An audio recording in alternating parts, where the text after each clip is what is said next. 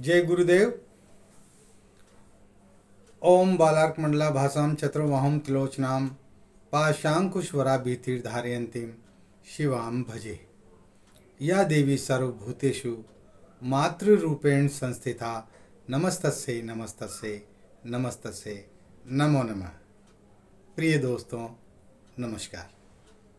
सिद्ध साधनाएं चैनल पर मैं आपका हार्दिक स्वागत करता हूं, हार्दिक अभिनंदन करता हूं और उम्मीद करता हूं, आशा करता हूं कि आप राजी खुशी से होंगे, कुशल मंगल से होंगे।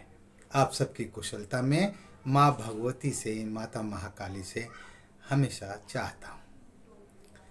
तो दोस्तों, आज इस वीडियो में मैं एक बहुत ज़बरदस्त और बहुत ही महत्वपूर्ण साधना बताने जा रहा हूं। बहुत सारे साधकों के मेरे पास फ़ोन आते हैं, मैसेज भी आते हैं व्हाट्सएप पर, और लगातार वो ये कह रहे हैं कि गुरुजी कोई अप्सरा की साधना बताइए, ऐसी साधना जो आसानी से सहज भाव से सिद्ध हो जाए और तमाम सारी मुश्किलें वो ख़त्म हो जाए।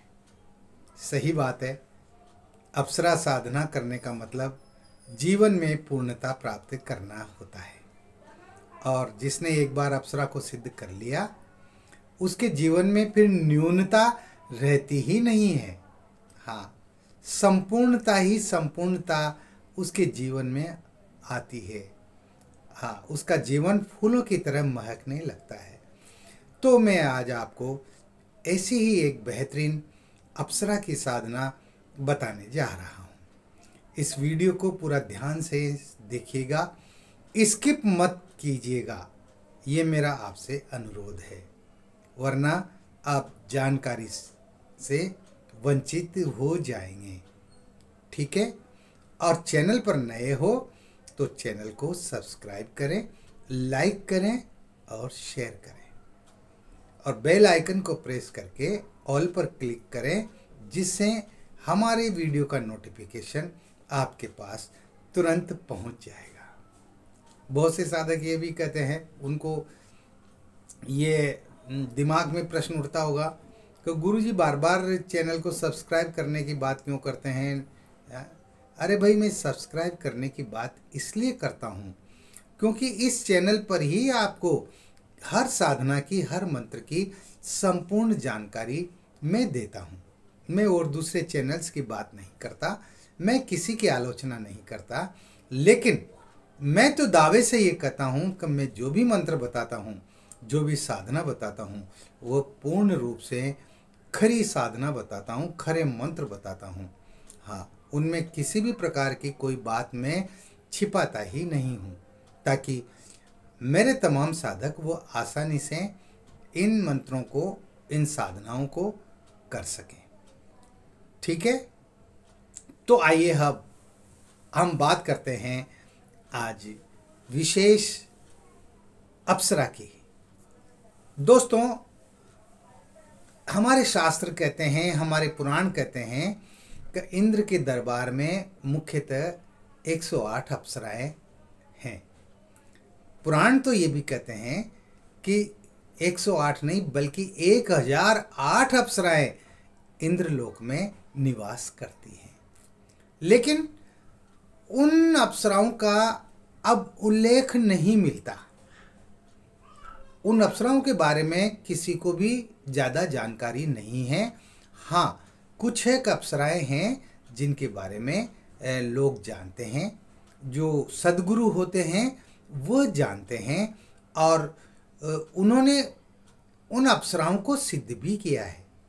हाँ, ऐसा नहीं है कि उनको सिद्ध नहीं किया। आज भी आपको बहुत बहुत साधक ऐसे मिल जाएंगे जिन्होंने अप्सराओं को सिद्ध कर रखा है और अपनी जीवन की पूर्णता को प्राप्त किया है। अप्सरा अपने आप में अद्वितीय सुंदरी होती है। देवलोक की अद्वितीय सुंदरी में अप्सरा का नाम आता है। हाँ दोस्तों, अप्सरा इतनी खूबसूरत होती है कि हम मानो कि उस पर निगाह टिकना ही मुश्किल हो जाता है। हाँ, उसे नज़र मिलाना ही मुश्किल हो जाता है। देवलोक की ये अद्वितीय सुंदरी होती है, जिसके अंग अंग से मादक सुगंध बिखरती रहती हैं। अपनी सुगंध से ये साधक को उन्मादित करती रहती हैं। और ये अप्सराएं प्रत्येक साधक के लिए सहज और सुलभ हैं, आसानी से सिद्ध हो जाती हैं, क्योंकि ये देव अप्सराएं मानव संपर्क में आने के लिए हमेशा आतुर रहती हैं। अब ये तो जो पृथ्वीलोक के जो निवासी हैं, जो साधक है ना, उनके ऊपर निर्भर करता है कि उनको किस तरह से वो अपनी ओर आकर्षित करते हैं। हमारे कई कई ऋषि मुनियों ने भी अप्सराओं को सिद्ध किया है। हाँ, तो ये तो परंपरा सदियों सदियों से चली आ रही है। और अप्सराएं जितनी ज़्यादा सिद्ध हो, जितनी जल्दी सिद्ध हो जाती है ना, उतनी जल्दी तो कोई सिद्ध होता ही नहीं है। जितनी जल्दी ये प्रत्यक्ष हो जाती हैं, उतना जल्दी तो प्रत्यक्ष कोई होता ही नहीं है। अरे थोड़ी सी मेहनत करनी पड़ती है भाई, जिसमें ये आपके सामने आकर के खड़ी हो जाती है, आपसे निवेदन करती है। और मैं एक बात बता दूं कि इन अप्सराओं को आप प्रियतमा या प्रेमिका के रूप में ही सिद्ध करें। हाँ, दूसरी बात, बहुत से साधकों के मन में ये बात होती है कि गुरुजी, अप्सरा सिद्ध करने के बाद में कहीं हमारी गृहस्थी पर तो कोई असर नहीं पड़ेगा। शादीशुदा व्यक्तियों का इस तरह से शंका होती है उनके दिमाग में। तो मैं ये कहना चाहता हूँ कि अप्सरा साधना एक ऐसी साधना है जिस पर आपके पारिवारिक जीवन पर किसी प्रकार का कोई प्रभाव नहीं पड़ता। आप अपनी पत्नी के साथ अपने पारिवारिक जिम्मेदारियों का निर्वहन कर सकते हैं। इसके साथ ही अप्सरा को आप जो है एक प्रेमिका के रूप में और प्रियतमा के रूप में ही सिद्ध करें। और इस बात का ध्यान रखें कि आपकी जो नज़र है वो वासनात्मक नहीं होना चाहिए। प्रेमिका को प्यार किया जाता है, उसके साथ वासनात्मक पूर्ति थोड़ी ना की जाती है। लेकिन ये तो आज के इस युग में लोगों की मानसिकता ही कुछ इस तरह से विकृत हो गई है कि प्रेमिका का मतलब बस उसके साथ में खूब उसके बदन से खेलो, उसके साथ में वो सब करो जो नहीं करना चाहिए, है ना। संभोग क्रिया तो दिमाग में आनी ही नहीं चाहिए। वो आपकी एक अच्छी प्रेमिका के रूप में आपका साथ देगी, पूरी तरह से साथ देगी। और मैं एक बात और बता दूं, अगर आपने वासनात्मक दृष्टि से उसको देखा या आपने कुछ वासनात्मक हरकतें उसके साथ की, तो फिर वो आपको छोड़ करके भी चली जाएगी। हाँ, ऐसा नहीं है कि वो नहीं जाएगी, चली जाएगी हमेशा हमेशा के लिए, नुकसान भी कर सकती हैं। हाँ, इसलिए एक अच्छी प्रेमिका के लिए, सच्ची प्रेमिका की तरह आप उनसे, प्रेमी की तरह आप उनसे व्यवहार करें। वो आपके हर दुख दर्द में आपका साथ देगी, हर परेशानी में वो आपका साथ देगी, वो आपकी ज़िंदगी में कदम से कदम मिला करके चलेगी। वो जो है आपके जीवन में आने वाली दुर्घटनाओं का पता पहले ही बता देगी, उसकी जानकारी वो पहले ही दे देगी, हर प्रकार से रक्षा करेगी। इसके साथ ही आपकी आर्थिक समस्याओं को खत्म कर देगी, आपके जीवन को सुगंधमय बना देगी। यानी एक ऐसी मित्र होती हैं वो, जो वो आपको तकलीफ में देखना ही नहीं चाहेगी। हाँ, ये वीडियो थोड़ा सा बड़ा बन सकता है क्योंकि साधना ही कुछ ऐसी है, इसमें हर बात बताना बहुत ज़रूरी है। तो मैं आपको जो साधना बता रहा हूँ, उस साधना अप्सरा साधना, वो उस अप्सरा का नाम है ऋतुशला अप्सरा साधना। ऋतुशला, ये आपको YouTube पर ये साधना कहीं भी नहीं मिलेगी। हाँ, तलाश कर लेना, आप सर्च कर लेना, कहीं भी नहीं मिलेगी। उर्वशी को सिद्ध करते हैं, मेनका को सिद्ध करते हैं, सुगंध मोदिनी को सिद्ध करते हैं, है ना। और भी कई कई सारी, सुकेशी है, और भी कई कई जो है अप्सराएं हैं जिनको लोगों ने सिद्ध किया है। लेकिन उसी तरह से ये जो ऋतुशला अप्सरा है, ये अप्सरा भी बहुत जल्दी सिद्ध हो जाती है। हाँ, ज़्यादा आपको इसमें माथापच्ची करने की जरूरत नहीं है। लेकिन एक बात का ध्यान रखिए, इस अप्सरा को सिद्ध करने के लिए आपके पास अप्सरा यंत्र होना चाहिए। अप्सरा यंत्र वह प्राण प्रतिष्ठित होना चाहिए और इसके साथ ही अप्सरा माला होना चाहिए और वह अप्सरा माला भी प्राण प्रतिष्ठित होना चाहिए। दूसरी बात, आप इस साधना को करें तो इस साधना से संबंधित दीक्षा अपने गुरु से लेना बहुत जरूरी है। अपने गुरु जी से दीक्षा लेकर के ही साधना करें। बिना दीक्षा लेकर के आप साधनाओं में कदम न रखें। और छोटे मोटे मंत्र जपना वो एक अलग बात होती है, लेकिन जब हम साधनाओं की बात करते हैं तो साधनाओं में गुरु आज्ञा लेना और उस साधना से संबंधित दीक्षा लेना ये बहुत जरूरी हो जाता है। दोस्तों, ये साधना 21 दिन की साधना है, मात्र 21 दिन की। और ये साधना किसी भी शुक्ल पक्ष के शुक्रवार से शुरू की जा सकती है। शुक्रवार होना चाहिए, वो शुक्ल पक्ष का होना चाहिए, उससे आप इस साधना को शुरू कर सकते हैं। इसमें जो है आपको किस तरह से ये करना है, तो आपके पास में गुलाबी वस्त्र होना चाहिए पहनने के लिए। गुलाबी धोती बाजार से खरीद लें, उसको लपेट लें स्नान करके, और जो है गुलाबी धोती आप पहनेंगे। बदन पर भी उसको बाकी बची हुई को लपेट लें। जब आप स्नान करेंगे तो आपको बाल्टी में यानी पानी के अंदर आपको गुलाब जल डालना पड़ेगा। हाँ, इस बात का भी ध्यान रखना, गुलाब जल डाल के ही आप रोजाना स्नान कर लेंगे। 2 4 5 बूंदे डाल दीजिए, है ना। इस तरह से आप स्नान करें। स्नान करने के बाद में आपको अपने साधना कक्ष में आना है गुलाबी वस्त्र पहनकर।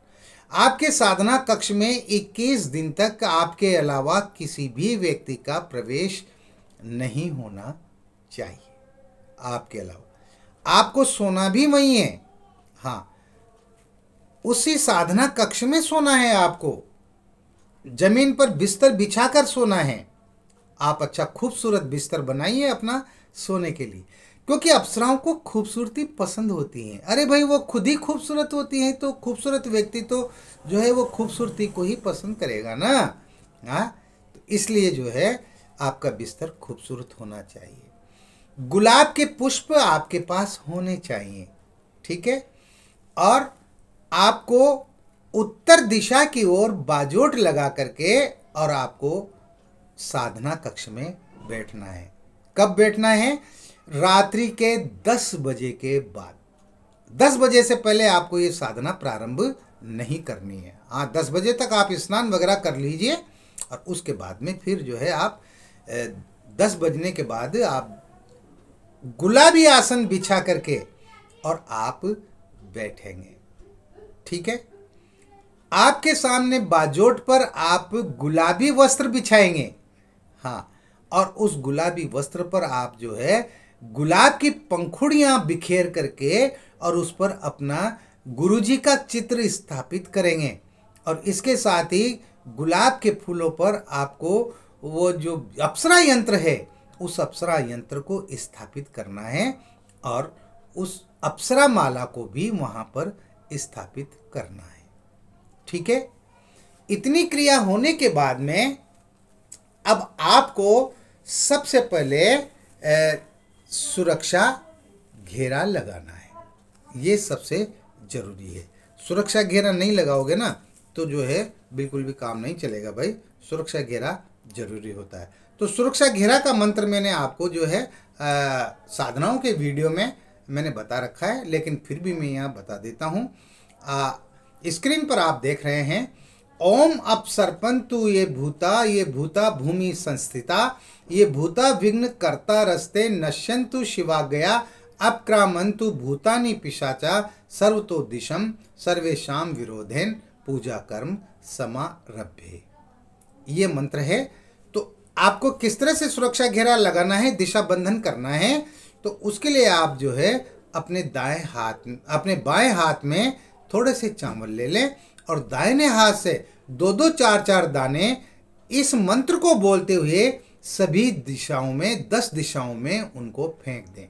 इस तरह से आपका सुरक्षा घेरा लग जाएगा। दिशा बंधन करना, सुरक्षा घेरा लगाना बहुत जरूरी होता है, क्योंकि साधना के दौरान कई तरह की नकारात्मक शक्तियां आपके पास आ सकती हैं।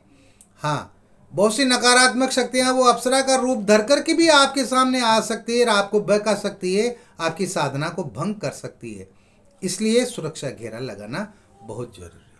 पानी का लोटा आपके पास होना चाहिए, सुगंधित धूप अगरबत्ती आपके पास में होना चाहिए, और गाय के जो है दूध से बना हुआ कोई भी मिष्ठान आप भोग में रखें। हाँ, गाय के दूध से बना हुआ मिष्ठान होना चाहिए भोग लगाने के लिए, है ना। इसके साथ ही घी का दीपक जलाएं। घी इतना होना चाहिए कि जब तक आप मंत्र जप करें तब तक वो घी का दीपक जलता हुआ रहना चाहिए। उस घी के दीपक में 2 बूंद गुलाब के इत्र की डाल लें। अपने बदन पर, अपने कपड़ों पर भी आप गुलाब का इत्र छिड़के और कमरे को सुगंधित कर दें। कमरे में भी आप इत्र छिड़के, यानी कमरा आपका पूरी तरह से महकता हुआ होना चाहिए, सुगंध से, खुशबू से, समझ में, क्योंकि उनको खुशबू सुगंध बहुत पसंद है। और कमरा साफ सुथरा होना चाहिए। एक दिन पहले ही जो है कमरे को धो पोंछ करके बढ़िया जो है साफ कर ले। जाले वाले हों तो उनको हटा दे। समझ में आ गई बात। इस तरह से आपको करना है, सुरक्षा घेरा लगाना है। अब सुरक्षा घेरा लगाने के बाद में आपको क्या करना है, आपको सर्वप्रथम अपने गुरु जी का पूजन करना है। ठीक है, तो अपना गुरु पूजन जो होता है वो सामान्य होता है। आप गुरु जी को स्नान कराएं, गुरु चित्र को स्नान करा करके आप तिलक लगाएं। तिलक लगा करके आप जो है अक्षत चढ़ाएं, पुष्प चढ़ाएं, और इस तरह से जो है आपको फिर यंत्र की पूजा करनी है। यंत्र पर आप जो है यंत्र को भी जो स्नान करा करके और उसको बड़े साफ कपड़े से पोंछ के और वापस गुलाब के फूलों पर स्थापित कर दें और तिलक लगाएं। केसर का तिलक लगाना है, इस बात का भी ध्यान रखें। इन वस्तुओं को आप नोट करते जाएं, है ना। केसर का तिलक लगाना है।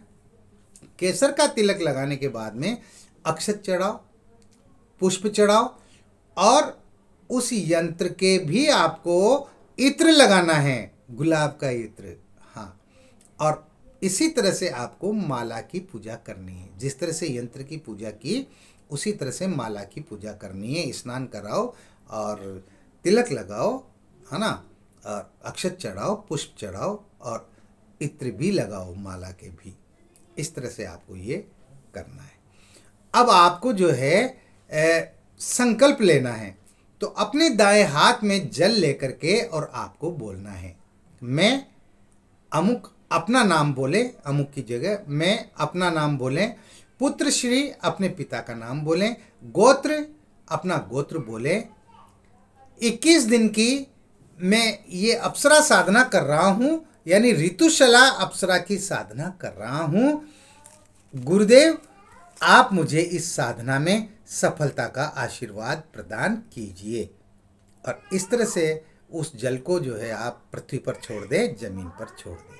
ये संकल्प आपको पहले दिन ही लेना है, रोजाना संकल्प नहीं लेना। और उसके बाद फिर आपको गुरु मंत्र की एक माला करनी है। अगर आपके गुरु डॉक्टर नारायण दत्त श्री माली जी हैं तो आपको जो है ओम परम तत्वाय नारायणाय गुरुभ्यो नमः इस मंत्र की एक माला करनी है। और अगर कोई गुरु नहीं है तो फिर भगवान शंकर को गुरु मानते हुए ओम नमः शिवाय मंत्र की एक माला करनी है। ठीक है। इसके बाद में आपको जो मूल मंत्र है उस मूल मंत्र की, अप्सरा मंत्र की आपको 21 माला मंत्र जप करना है। मंत्र बहुत छोटा है, इसको अच्छी तरह से कंठस्थ याद कर ले। मंत्र को देख करके, कागज में देख करके पढ़ना नहीं है, बोलना नहीं है। मंत्र अच्छी तरह से कंठस्थ याद होना चाहिए। मंत्र है ओम ह्रीम ह्रीम ऋतुशलाय ह्रीम ह्रीम फट। ओम ह्रीम ह्रीम ऋतुशलाय ह्रीम ह्रीम फट। ये मंत्र है, बहुत तेजस्वी मंत्र है। इस मंत्र की आपको 21 मालाएं करनी। ठीक है, 21 मालाएं करने के बाद में आप नमस्कार करके उठ जाएं और जो है वहीं सो जाएं। दूसरे दिन जो भोग आपने लगाया है ना, उस भोग को आप स्वयं ही ग्रहण करेंगे, उसको बच्चों में या किसी अन्य व्यक्तियों में बांटेंगे नहीं। ठीक है। एक समय भोजन करेंगे, ब्रह्मचर्य से रहेंगे। किसी भी पराई स्त्री को आप जो है वासना की दृष्टि से नहीं देखेंगे। किसी भी स्त्री के प्रति आपके दिमाग में कुविचार नहीं आने चाहिए, इस बात का विशेष ध्यान रखें। हाँ, ब्रह्मचर्य का पालन करना है। अपनी पत्नी से भी आपको दूर रहना है, उसके साथ सहवास वगैरह नहीं करना है। प्रेम की बातें भी नहीं करना है अपनी पत्नी से इस बात का भी ध्यान रखना है। यानी 21 दिन ब्रह्मचर्य तो फिर ब्रह्मचर्य ही है। ठीक है। इस तरह से आप 21 दिन ये साधना करेंगे। अच्छा, अब होगा क्या, आपको कुछ, ये आपकी श्रद्धा के ऊपर निर्भर करता है। आपकी जो अखंड श्रद्धा होगी, आपका जो विश्वास होगा, आपका जो भरोसा होगा मंत्रों पर, साधना पर, उसके ऊपर निर्भर करता है कि कितनी जल्दी आपको उस साधना का एहसास होना शुरू होता है। 3 दिन बाद, 4 दिन बाद, 5 दिन बाद, 8 दिन बाद आपको एहसास होने लगेगा आपके कमरे में कोई और भी है, कोई जो है घूम रहा है, फिर रहा है, परछाई के रूप में भी आपको दिखाई दे सकता है। आपको जो है घुंघरुओं की आवाजें सुनाई देंगी। हाँ, घुंघरू बज रहे हैं, शानदार, और ऐसा लगेगा कि जैसे सुनते ही रहो। हंसी, खिलखिलाहट की आवाज भी आपके सामने आ सकती है। आपका पूरा कमरा सुगंध से भर जाएगा, ऐसा भी होगा। ऐसी सुगंध जिसकी आपने कभी कल्पना ही नहीं की, ऐसी सुगंध के झोंके भी आपके पास आएंगे। और साधना के अंत में आपके सामने अप्सरा प्रत्यक्ष भी होगी। लेकिन इस बात का ध्यान रखना है कि आपको उससे कोई बात नहीं करना है, मंत्र जप पर ही ध्यान देना है। चाहे किसी भी तरह की स्थितियां पैदा हो, चाहे किसी भी तरह के कोई भी अच्छे बुरे उपद्रव पैदा हो कमरे में, लेकिन आपको उन पर ध्यान नहीं देना है। आपका ध्यान सिर्फ मंत्र जप पर ही रखना है। हाँ, मैं बहुत जोर देकर के ये बात कह रहा हूं। अप्सरा 2 दिन, 3 दिन, 4 दिन पहले भी आ सकती है, आपके सामने प्रकट हो सकती है। आपसे वो जो है कहेगी, बस बंद करो, छोड़ो ये सब मंत्र जपना, मैं आ गई हूं ना। लेकिन आपको उससे कोई बात नहीं करना। वो आपको डिगाने की कोशिश करेगी, आपकी साधनाओं को भंग करने की कोशिश भी करेगी, लेकिन आपको उसकी बातों में नहीं आना। वो आपके गले में बाहें डाल सकती हैं, वो आपकी गोदी में बैठ सकती हैं, वो आपके गुदगुदी भी कर सकती है। हाँ, आपके चुम्बन भी ले सकती हैं, आपसे प्रेमालाप भी कर सकती हैं, आपके शरीर के अंगों को भी छू सकती है, कुछ भी कर सकती है। लेकिन आपको अविचल होकर के और मंत्र जप करना है। ठीक है। 21वें दिन आपको जो है माला ला करके रखनी है, गुलाब की माला, एक माला। गुलाब के पुष्प तो आपको रोजाना ही ला करके रखने हैं, है ना, पूजा में चाहिए वो तो। धूप दीप अगरबत्ती भी आपको जो है रोजाना लगाने हैं, यानी जिस तरह से पूजा मैंने बताई है उसी तरह से रोजाना पूजा करनी है, यंत्र की, माला की, इनकी सबकी, है ना, अपने गुरु चित्र की। अब आपको करना क्या है, 21वें दिन जब आप मंत्र जप करने के लिए बैठेंगे, वो आपके सामने प्रत्यक्ष होगी। हाँ, और प्रत्यक्ष होगी तो आपको उससे तब तक बात नहीं करना है जब तक आपकी पूरी 21 मालाएं पूरी नहीं हो जाती हैं। 21 माला मंत्र जप करने के बाद ही आप उससे बात करें। वो कहेगी, बोलो, क्यों याद किया मुझे, क्यों बुलाया, क्या चाहते हो। तो आप जो है उसके गले में वो जो गुलाब के फूलों की माला रखी हुई है बाजोट पर, उस माला को उठा करके दोनों हाथों से और उसके गले में पहना दे। ये काम करना है। और वह उस माला को अपने गले में से उतार कर फिर आपके गले में पहना देगी। इसका मतलब वो आपसे सिद्ध हो चुकी है। और फिर वो पूछेगी आपसे, बोलो कैसे याद किया मुझे, क्यों बुलाया मुझे, उससे 3 वचन ले लेना। पहला तो ये कि जब मैं तुम्हें बुलाऊं तब तुम्हें आना पड़ेगा। जब भी मैं 5 बार इस मंत्र को बोलूं तुम्हें तुरंत हाजिर होना पड़ेगा। दूसरी बात, तुम जो है मेरे परिवार को किसी भी तरह का कोई नुकसान नहीं पहुंचाओगी। हालांकि वो नहीं पहुंचाती है, लेकिन फिर भी वचन में बांधना जरूरी होता है। ठीक है, दूसरा वचन ये हो गया। तीसरा वचन आपको लेना है कि जो जिस कार्य के लिए मैं तुमसे कहूंगा वह कार्य तुम्हें करना होगा। आपको वो 3 वचन देगी और 3 वचन देने के बाद में जो है वो आपसे सिद्ध हो गई। जब भी आप उसको बुलाएंगे वो आपके सामने हाजिर हो जाएगी। जब भी बुलाएंगे बिल्कुल आएगी ही आएगी। अरे उसे आना ही पड़ेगा भाई, हाँ क्यों नहीं आएगी? आखिर आपने 21 दिन उसकी तपस्या की है, उसकी साधना की है, कोई मजाक थोड़ी है। तो मंत्रों में यही तो ताकत होती है। भगवान की भक्ति करते रहो, जन्म के जन्म बीत जाते हैं लेकिन भगवान के दर्शन नहीं होते। भगवान को भी बुलाना है तो साधनाओं से बुलाओ, साधना करो, देखे भगवान कैसे सामने नहीं आते हैं। किसी भी देवी देवता को बुला सकते हो आप साधना के द्वारा। और यूं सिर्फ नाम लेना है, भक्ति करना है तो ऐसे तो भैया एक जन्म क्या सैकड़ों जन्म कर लो तब भी जो है ना भगवान दर्शन देने वाले नहीं है। इसलिए साधनाओं का क्षेत्र अजीब क्षेत्र होता है। ये वो क्षेत्र होता है जिसमें आप किसी भी देवी देवता को जो है प्रत्यक्ष कर सकते हैं मंत्रों के द्वारा, और इसमें कोई बुराई भी नहीं है। हमारे ऋषि मुनि भी तो साधना ही करते हैं ना। तो इस तरह से आपकी ये साधना संपन्न होगी। एक समय आपको भोजन करना है। भोजन शुद्ध व सात्विक होना चाहिए। मांस, मदिरा, लहसुन, प्याज और किसी भी प्रकार का कोई नशा, बीड़ी, सिगरेट, जर्दा, गुटखा, है ना, शराब वगैरह, इनका सेवन बिल्कुल भी नहीं करना है। आपको पूरी तरह से सात्विक रहना है, झूठ नहीं बोलना है। इसके साथ ही आपको किसी जीव जंतु, पशु पक्षी को सताना नहीं है। हाँ, उनका भी आपको ध्यान रखना। आपके अंदर पूरी तरह से दया की भावना होना चाहिए। वो ये सब चीजें देखती हैं। वो ये देखती हैं कि जिस साधक से मैं प्रसन्न हो रही हूं उस साधक की मानसिकता कैसी है, इस बात को भी वो परखती है। गुस्सा नहीं होना है किसी पर भी, बच्चों पर, पत्नी पर, पड़ोसियों पर। हाँ, गुस्सा बिल्कुल भी नहीं होता है। बिल्कुल निर्मल स्वभाव रहना चाहिए। आपके हृदय में दया का भाव रहना चाहिए। इन तमाम सारी चीज़ों को वो चेक करती है, वो देखती है भाई, है ना।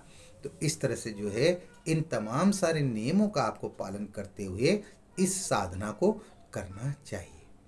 और जब ये साधना संपन्न हो जाएगी तो जो है यूँ मान लो आपकी ज़िंदगी फूलों की तरह महकने लगेगी। और होगी ही होगी अगर आप पूरी तन्मयता से करेंगे, आप पूरी श्रद्धा से करेंगे। आपके गुरु के प्रति आपकी श्रद्धा है, मंत्रों के प्रति, साधना के प्रति आपकी श्रद्धा है, तो उसको प्रत्यक्ष होना ही पड़ेगा। वो आपके साथ रहेगी जिंदगी भर। हाँ, वो आपको छोड़कर नहीं जाएगी। हर मुसीबत में वो आपका साथ देगी, धन धान्य से भरपूर कर देगी, आपको दिव्य रसायन ला करके देगी। हाँ, आपका यौवन बरकरार रहेगा, आपके चेहरे की सुंदरता बढ़ जाएगी। हाँ, आप खूबसूरत हो जाएंगे। हाँ, पुरुष है तो हैंडसम हो जाएंगे, महिलाएं हैं तो ब्यूटीफुल हो जाएंगी। और एक बात और बता दूं मैं, इस साधना को पुरुष भी कर सकते हैं और महिला भी कर सकती है। हाँ, हमारी माता बहनें भी इस साधना को कर सकती हैं। तो दोस्तों, मैंने आपको ये बहुत बेहतरीन साधना बताई है। आपको ये साधना करना चाहिए और साधनाओं के क्षेत्र में आगे बढ़ते रहना चाहिए। तो इस वीडियो में इतना ही। मिलते हैं एक और वीडियो में एक और बेहतरीन जानकारी के साथ, साधनाओं के साथ, यंत्रों, मंत्रों, तंत्रों के साथ। तब तक आप देखते रहिए सिद्ध साधनाएं चैनल, जो आपका अपना है। और पसंद आए तो लाइक कर दीजिए कीजिए और अपने दोस्तों में ज़्यादा से ज़्यादा शेयर करें, परिजनों में, ताकि सभी लोग लाभ उठा सकें। इस वीडियो में मैंने ऋतुशला अप्सरा के बारे में आपको संपूर्ण जानकारी प्रदान कर दी है। मिलते हैं एक और नए वीडियो में। तब तक आप खुश रहें, प्रसन्न रहें, हंसते रहें, मुस्कुराते रहें। एक बात बताना मैं भूल गया, अपने गुरु चित्र के साथ ही आपको एक अप्सरा का जो है फ्रेम किया हुआ चित्र भी रखना है। अप्सरा का चित्र आप गूगल से डाउनलोड कर सकते हैं और कंप्यूटर से निकलवा करके और उस चित्र को फ्रेम कर लें। जो भी चित्र आपको अच्छा लगे, खूबसूरत लगे, वो अप्सरा का चित्र आप जो है वो गूगल से डाउनलोड करके और उसको आप फ्रेम करवा लें और अपने गुरु चित्र के साथ ही उस अप्सरा के चित्र को भी रखें और उस चित्र की भी उसी तरह से पूजा करें जिस तरह से आपने गुरु जी की पूजा की है, गुरु चित्र की पूजा की है, यंत्र की पूजा की है, माला की पूजा की है। ठीक उसी प्रकार से उस अप्सरा चित्र की भी आपको पूजा करनी है। जय गुरुदेव।